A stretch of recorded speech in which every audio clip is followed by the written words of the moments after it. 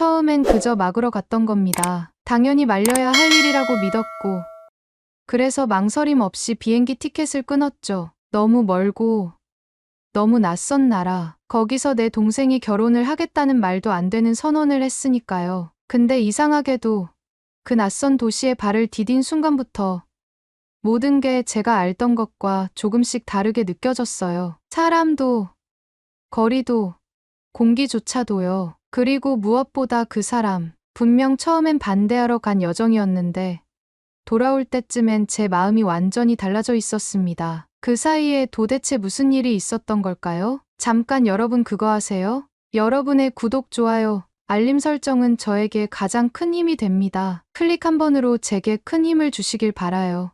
안녕하세요. 저는 안나라고 해요. 체코 프라하에 살고 있고 이곳 금융 컨설팅 회사에서 일하고 있습니다. 제 업무는 유럽 기업들의 국제 자산 운용 전략을 수립하고 투자 위험을 분석하는 일입니다. 정확성과 신속함이 생명인 이 일에서 저는 꽤 인정받는 위치에 있습니다. 하지만 그건 저에게는 단지 일일 뿐이에요. 제 삶의 중심은 언제나 가족이었거든요. 우리 가족은 어머니, 여동생 마리 그리고 저 3명뿐입니다. 아버지는 제가 15살이던 해에 돌아가셨고 그 뒤로 어머니는 작은 꽃가게를 운영하시며 우리 자매를 홀로 키우셨어요. 저는 20살부터 집안의 경제를 책임졌고 마리가 하고 싶은 일을 하며 살아갈 수 있도록 뒷받침해 주는 게 제 삶의 목표였어요. 마리는 어릴 때부터 감수성이 풍부한 아이였어요. 그림을 좋아하고 음악을 좋아하고 특히 한국 문화에 흠뻑 빠져 있었습니다. 케이팝을 듣고 한국 드라마를 보며 자라다시피 했죠. 결국 마리는 20살이 되던 해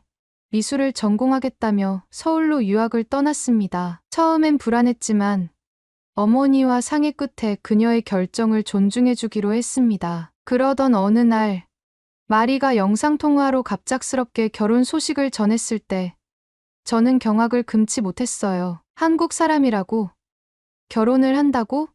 믿기지 않았습니다. 저는 국제결혼을 그리 낭만적으로 보지 않아요. 어쩌면 편견일 수도 있겠지만 그건 단순한 감정이 아니에요. 아주 가까운 친구 하나가 스페인 남성과 사랑에 빠져 결혼했어요. 처음엔 영화처럼 아름다웠습니다. 언어는 다르지만 눈빛으로 통한다며 행복해했죠. 그런데 결혼하고 나서는 전혀 다른 이야기가 시작됐어요. 작은 오해가 쌓이기 시작했고 문화 차이에서 오는 갈등은 생각보다 깊었어요. 친구는 명절마다 혼자였고 시댁 사람들은 그녀를 이방인 취급했죠. 아이를 키우는 방식, 돈을 쓰는 습관, 심지어 식사 시간까지도 맞지 않았어요. 결국 몇 년 뒤 친구는 아이 하나를 데리고 고향으로 돌아왔고 그때부터는 생계를 위해 하루에 2가지 아르바이트를 뛰며 살아가고 있어요. 그걸 옆에서 지켜본 저는 그저 사랑하니까 괜찮아라는 말이 얼마나 위험한 환상인지 뼈저리게 알게 되었습니다. 언어도,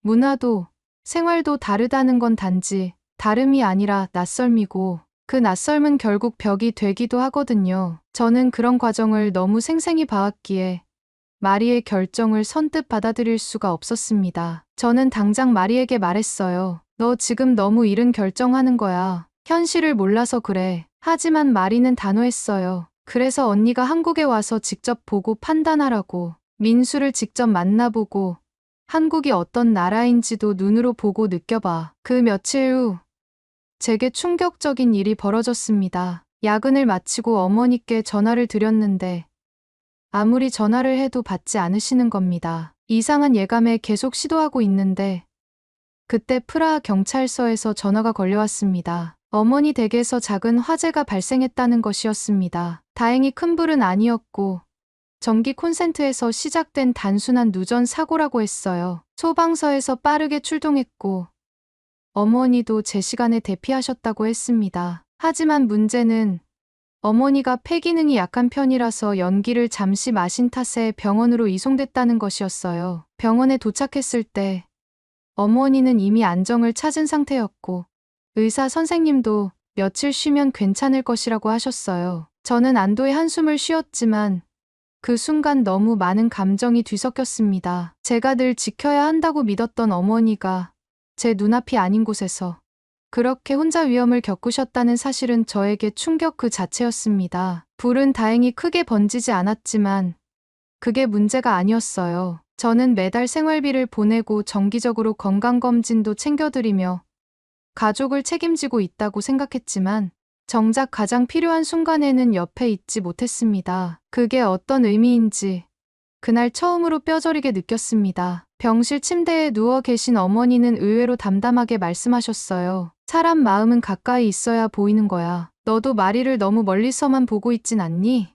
그 말에 가슴이 쿡 하고 찔렸습니다. 저는 마리를 누구보다 사랑하고 걱정했지만 정말 그녀의 삶을 제 눈으로 본 적은 없었습니다. 단지 보고 듣는 것만으로 그녀의 인생을 판단하고 있었던 건 아닐까. 어머니가 위험에 처했을 때 옆에 있어주지 못한 죄책감이 마리에 대한 태도까지 되돌아보게 만든 겁니다. 그래서 결심하게 되었습니다. 마리를 만나러 한국에 가기로요. 그녀가 말하는 사랑이 진짜인지, 그 남자는 어떤 사람인지, 그리고 마리가 살아가는 그 나라가 어떤 곳인지 멀리서 추측하고 비판하기 전에 직접 눈으로 보고 마음으로 느껴야 한다는 걸 이제는 알게 되었습니다. 그날 밤 저는 마리에게 전화를 걸었습니다. 그래, 내가 갈게.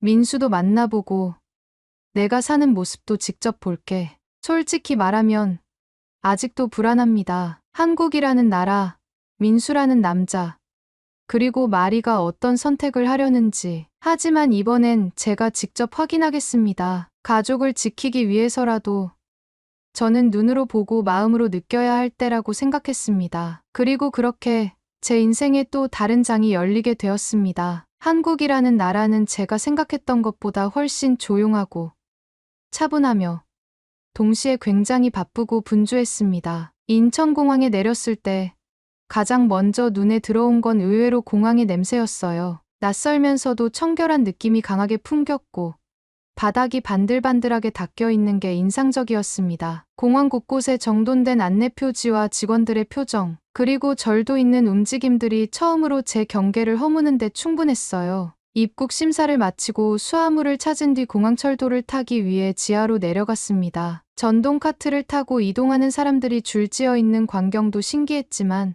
그보다 놀라웠던 건 모두가 조용하게 자기 할 일을 하고 있다는 점이었어요. 이어폰을 낀 채 조용히 휴대폰을 보거나 책을 읽는 사람들. 그렇게 많은 인원이 움직이는데도 소음이 거의 없다는 게 무척 인상 깊었습니다. 지하철역에서 팀원이 교통카드를 구매하고 서울행 급행열차에 올랐습니다. 좌석에 앉자마자 보이는 깨끗한 바닥과 창문, 그리고 양복을 단정히 입은 회사원들. 모두가 바쁘게 어딘가를 향하고 있었지만 동시에 일정한 질서를 유지하고 있었어요. 누군가 밀치거나 소리치는 일이 전혀 없었습니다. 프라하의 대중교통에서는 가끔 술 취한 사람들이 소란을 피우거나 새치기를 하는 일이 다반사였거든요. 서울역에 도착했을 때는 밤 9시가 조금 넘은 시간이었습니다. 비행으로 지친 몸에 낯선 공기와 사람들, 복잡하게 얽힌 안내 표지들까지 모든 게 부담스럽게 느껴졌어요. 공항에서는 순조롭게 지나왔지만 정작 시내로 들어와 숙소까지 가는 길은 생각보다 훨씬 더 까다롭고 정신이 없었습니다. 무게가 꽤 나가는 대형 캐리어를 끌며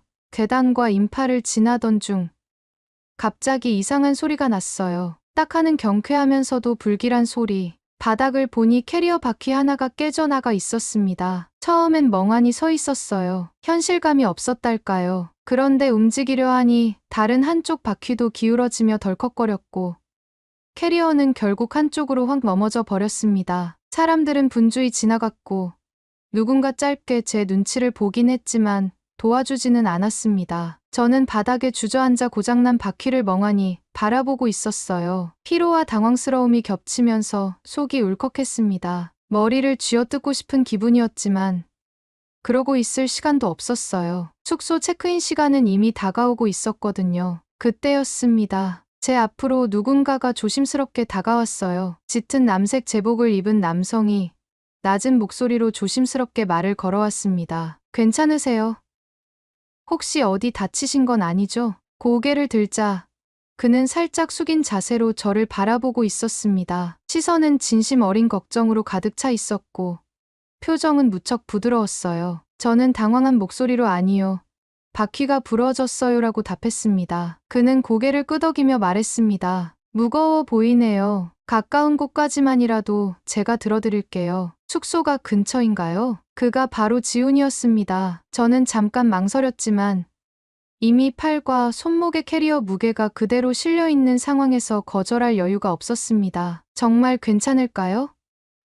하고 묻자 그는 웃으며 캐리어 손잡이를 들어 올렸습니다. 무겁지 않냐는 제 질문에 그는 경찰서에서 무거운 장비들 옮기느라 이건 가벼운 편이에요라고 농담처럼 말했어요. 짧은 동행이었지만 그 몇 분이 제겐 낯선 도시에서 처음으로 느낀 온기였습니다. 지우는 제게 숙소 위치를 확인해주고 근처 골목까지 함께 걸어갔습니다. 걷는 동안 그는 서울에 처음 왔냐고 한국어는 조금 하냐고 물으며 조심스럽게 말을 걸었습니다. 저는 거의 자동 반사처럼 네, 동생 보러 왔어요. 여기서 유학 중이에요라고 대답했습니다. 도착한 숙소 앞에서 그는 마지막까지 조심스럽게 캐리어를 내려놓고 제게 명함 한 장을 건넸습니다. 혹시 머무는 동안 불편한 일 생기면 연락 주세요. 한국은 안전한 나라지만 그래도 혼자 계시면 불안하실 수도 있으니까요. 명함을 받아들며 저는 처음으로 서울의 밤이 그렇게 차갑지만은 않다는 걸 느꼈습니다. 그 다음 날 마리를 만났습니다. 대학 근처의 작은 카페에서 마리는 밝은 얼굴로 저를 반겼고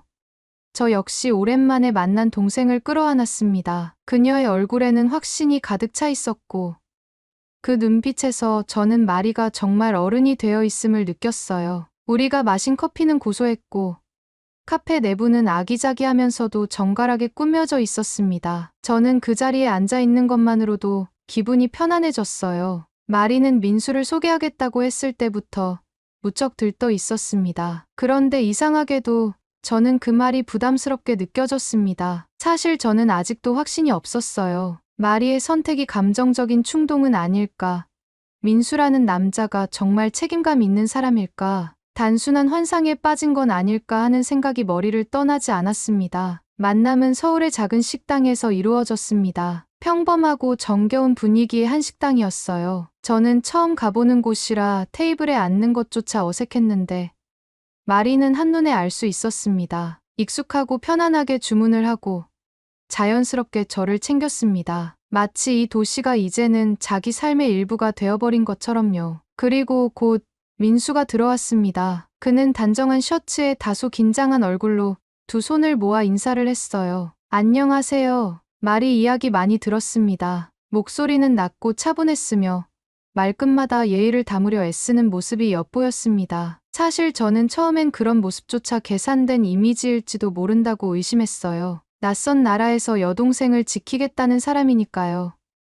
저는 그만큼 냉정하게 판단하려 했습니다. 하지만 식사를 하면서 제 생각은 조금씩 바뀌기 시작했습니다. 민수는 무례하거나 과장된 행동을 전혀 하지 않았습니다. 마리가 말을 할 때마다 그의 시선은 항상 마리를 향했고 말을 끊지 않고 끝까지 들어주었어요. 제가 무심코 한국의 음식 문화나 예절에 대해 물어보면 그는 마치 학교 선생님처럼 조용히 설명해 주면서도 제 눈치를 살폈습니다. 혹시나 제가 불편할까봐 배려하는 모습이 습관처럼 배어 있었어요. 식사 도중 젓가락을 잘 못 쓰는 제 모습을 보고 마리가 웃으며 도와주려 하자 민수가 자연스럽게 휴지와 물컵을 챙겨주는 모습도 인상적이었습니다. 무언가 크게 거창한 행동은 아니었지만 그런 사소한 부분에서 오히려 진심이 느껴졌어요. 저는 마음 한쪽이 따뜻해지면서도 동시에 혼란스러웠습니다. 분명 결혼을 말리러 왔는데 왜 이렇게 점점 민수가 괜찮은 사람처럼 느껴지는 걸까?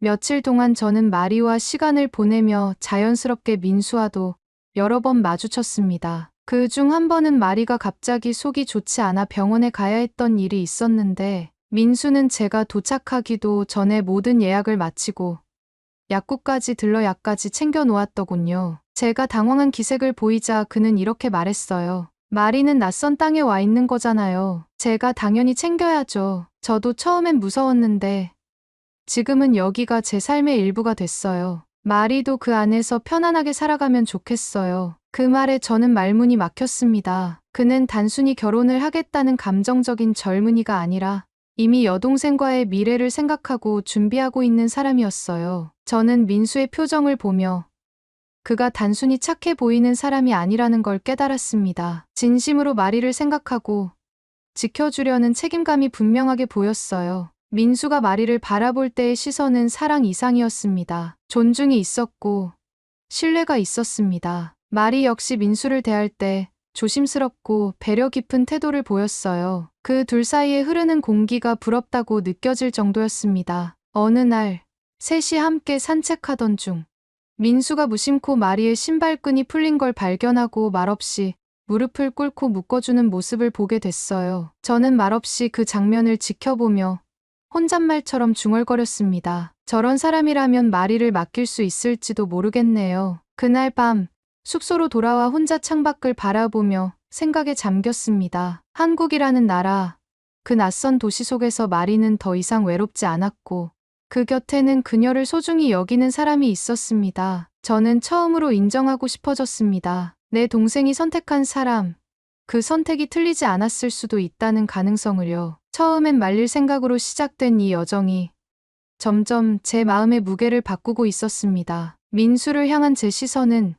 이제 의심이 아니라 신뢰 쪽으로 기울고 있었어요. 그리고 그 사실이 오히려 저를 더 혼란스럽게 만들고 있었습니다. 민수와 마리 사이에는 늘 조화로운 공기가 흐른다고 생각했는데 어느 날 두 사람 사이에 작은 갈등이 생겼다는 이야기를 들었습니다. 마리가 다소 예민해진 얼굴로 민수가 요즘 너무 간섭하는 것 같아라고 말했을 때 저는 살짝 놀랐습니다. 그는 늘 조용하고 배려심 깊은 사람이었기에 그런 말이 어울리지 않는다고 느껴졌거든요. 자초지종을 들으니 이렇습니다. 마리가 친구들과 워크숍 준비로 이틀간 지방에 머물 계획이었는데 민수가 그것을 듣고 처음엔 아무 말도 하지 않다가 나중에 슬쩍 요즘 몸도 안 좋은데 장거리 이동은 너무 무리하지 마라는 말을 했다는 겁니다. 마리는 그 말이 자신을 제약하려는 것처럼 들려 마음이 상했던 거였고요. 하지만 그 후에 알게 된 사실은 민수가 마리가 전날 밤 복통을 호소했던 걸 걱정해 약국에 가서 약을 사다 주고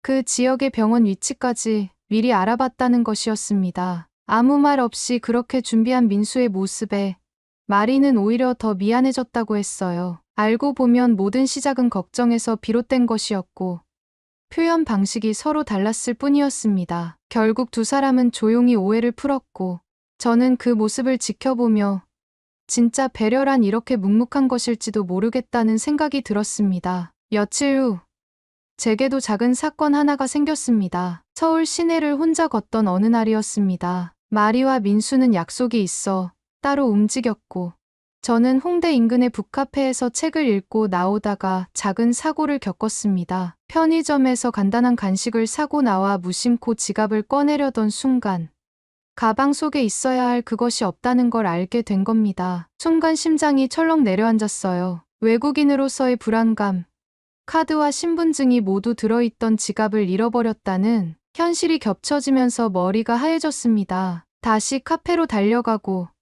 들렀던 편의점까지 샅샅이 돌아봤지만 흔적은 없었어요. 점점 다리에 힘이 빠지고 어깨는 저절로 축 처졌습니다. 사람들이 분주하게 지나가는 그 거리에 혼자 남겨진 기분이 들었습니다. 가방 안을 마지막으로 확인하던 순간 손끝에 낯익은 촉감이 느껴졌습니다. 가방 안쪽 작은 주머니, 평소엔 거의 열어보지 않던 공간에 얇은 종이 하나가 접혀 들어 있었어요. 조심스럽게 꺼내보니 오래전 서울역에서 만난 그 경찰관, 지훈의 명함이었습니다. 당황한 제게 친절하게 캐리어를 들어주며 혹시 불편한 일 있으면 연락 주세요라고 말하던 그의 미소가 떠올랐습니다. 정말 아무 기대 없이 전화를 걸었어요. 혹시 번호가 바뀌었거나 외국인인 제가 갑자기 연락하면 당황하지 않을까 걱정도 되었습니다. 몇 번의 신호음이 울린 후 익숙한 목소리가 들려왔습니다. 헬로.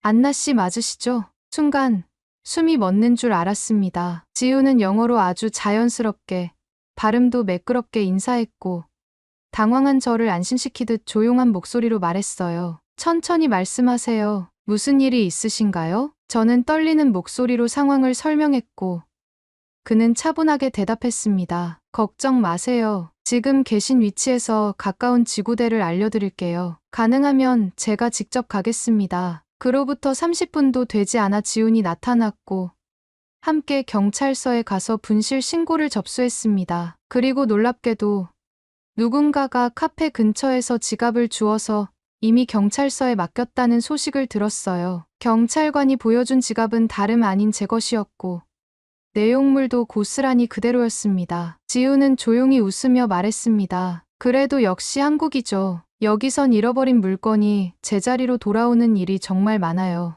다행히 안나 씨도 그 운을 누리신 거네요. 그 말을 듣는 순간 제 가슴 깊은 곳이 찡하게 울렸습니다. 처음엔 단지 운이 좋은 거라고만 생각했지만 지훈의 말에서 느껴지는 자부심과 그게 이 나라에선 특별한 일이 아니라는 듯한 태도의 놀라움을 감출 수 없었어요. 이방인인 저에게조차 그렇게 자연스럽게 돌아온 지갑. 그 안에는 단순한 물건 이상의 의미가 담겨 있었습니다. 긴장이 풀리자 그제야 감정이 올라왔습니다. 눈가가 뜨거워지고 목이 메었어요. 낯선 나라에서 낯선 사람에게 받은 따뜻한 배려. 저는 그 순간 정말 한국이라는 나라가 조금은 다르게 보이기 시작했습니다. 이곳은 생각보다 훨씬 따뜻하고 믿을 수 있는 곳이었습니다. 그날 저녁, 지우는 저를 근처 카페로 데려가 차 한 잔을 사주었습니다. 그는 무겁지 않은 대화로 저를 안심시켜 주었고, 저는 그에게 처음으로 조금 깊은 이야기를 꺼냈습니다. 사실 저는 이 나라에 대한 편견이 많았어요. 국제 결혼이 위험하다고만 생각했거든요. 그런데 그게 편견이었다는 걸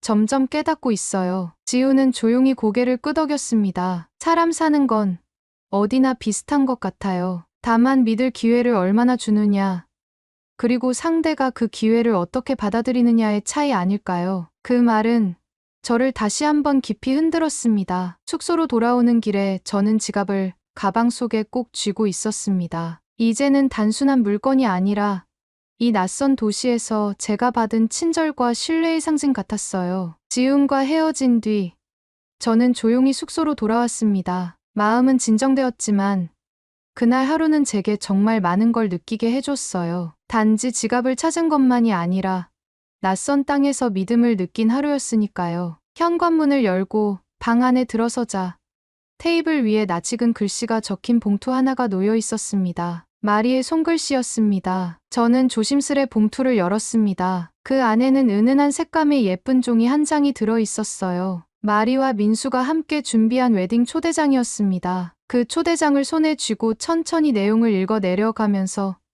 저는 마음 한구석이 따뜻하게 차오르는 걸 느꼈습니다. 누군가를 지켜주는 방식은 꼭 손을 잡고 앞장서는 것만이 아니었습니다. 때로는 멀리서 묵묵히 신뢰를 보내주는 것, 말없이 곁을 지켜주는 것이 더 깊은 사랑일 수 있다는 걸 깨달았어요. 민수는 그런 사람이었습니다. 저는 어느새 그를 이해하고 있었고 믿고 싶어지고 있었습니다. 그리고 그 사실은 이 낯선 여정 속에서 제가 찾아낸 가장 따뜻한 진실이었습니다. 마리의 결혼식은 너무나 따뜻하고 아름다웠습니다. 서울 북촌의 한옥 마당에서 열린 조촐한 예식이었지만 거기에는 화려한 장식도 거창한 말도 필요하지 않았습니다. 두 사람의 눈빛이, 그들의 이야기가 이미 충분히 감동이었으니까요. 저는 처음으로 이 결혼은 괜찮다가 아니라 이 결혼은 정말 축복받을 만하다고 느꼈습니다. 결혼식이 끝난 후에도 서울에 며칠 더 머물렀습니다. 프라하로 돌아갈 날짜는 다가오고 있었지만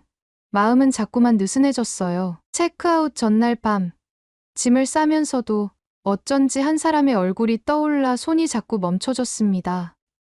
지훈, 그 조용한 목소리, 신중한 말투, 그리고 처음 만난 날의 배려가 계속 머릿속을 맴돌았습니다. 처음에는 단순한 감사의 감정이라고 생각했어요. 낯선 나라에서 도움을 줬고 위로를 줬으니까요. 하지만 시간이 지나고 나니 그게 전부가 아니라는 걸 점점 깨닫게 되었습니다. 저는 지훈이 궁금해졌고 보고 싶어졌어요. 그런 감정을 인정하기까지 사실 시간이 조금 걸렸습니다. 결국 저는 마리에게 조심스럽게 물었습니다. 혹시 지훈 씨한테 다시 연락해도 될까? 마리는 눈을 반짝이며 고개를 끄덕였습니다. 당연하지. 그 사람이라면 언니 연락 기다리고 있을걸? 그렇게 다시 연락을 주고받게 된 지훈과 저는 한국을 떠나기 전 마지막 하루를 함께 보내게 되었습니다. 그는 예전처럼 조용했지만 제 질문 하나하나에 더 이상 거리감을 두지 않았습니다. 우리는 서울 외곽의 작은 공원을 걸으며 많은 이야기를 나눴어요. 한국과 체코의 문화, 가족, 일, 그리고 삶의 속도에 대해서까지. 저는 말했습니다. 프라하도 예쁜 도시예요. 언젠가 오게 된다면 내가 안내해 줄게요. 지우는 말없이 고개를 끄덕였고 그 눈빛 속에서 저는 작은 약속을 느꼈습니다. 프라하로 돌아간 뒤에도 지우는 종종 메시지를 보냈습니다. 문장은 짧았지만 거기엔 늘 정성이 담겨 있었어요. 한국의 계절이 바뀌는 이야기, 최근에 읽은 책 한 권, 그리고 어떤 날은 그가 순찰 중에 찍은 서울 하늘 사진을 보내주기도 했습니다. 저도 프라하의 풍경을 찍어 보내주며 그와의 거리를 조금씩 좁혀갔습니다. 그렇게 몇 달이 흘렀을 무렵 지훈에게서 조심스러운 메시지가 도착했습니다. 안나 씨, 혹시 다음 달쯤 프라하에 갈 수 있을 것 같아요. 휴가가 나서요. 그 문장을 본 순간 심장이 2번 뛰는 것처럼 느껴졌습니다. 설레기도 했고